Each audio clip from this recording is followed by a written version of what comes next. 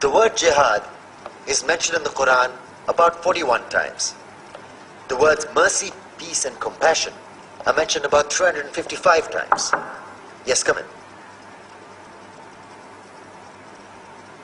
Come on in, Riaz. Sit down, please. Contrary to popular belief in most Western cultures, Islam is a religion that preaches peace and tolerance. Yes, Patricia.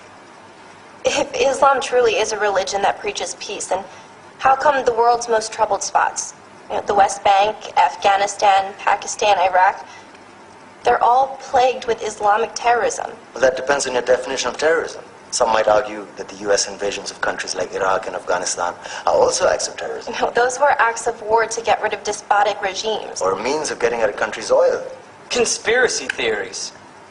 Well, may I? Yes, please. Go ahead, Riaz. Mr. Khan is right. I mean, if we're talking about terrorists, the world's biggest terrorists are the white superpowers. Come on now. No, really, stop and think about it. Explain 9/11. Okay. Do you know how many people died in the Twin Towers strike? Around 3,000. And do you have any idea how many people died in the bombing of Afghanistan? Take a wild guess. More than 15,000 people died. And that's just conservative figures.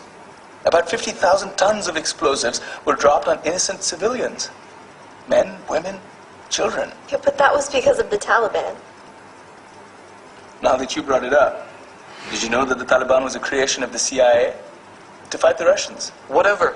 They were still harboring terrorists. Yeah, right. Terrorists that were never found. Just like the weapons of mass destruction that were never found in Iraq. Do you want to get into the death toll in Iraq? 500,000 civilians and counting. And what do Britain and America say when they don't find these weapons? It's simple. They just say sorry. And still refuse to relinquish control of these countries. What are you trying to say? What I'm trying to say is that just because you're American, wear a fancy suit, and call yourself the president, doesn't make you any less of a terrorist. I'm saying that if you don't stop meddling in other people's countries, you will face a backlash. If Muslims like you feel that way, then why don't you get out of our country? We will. As soon as you promise to leave ours.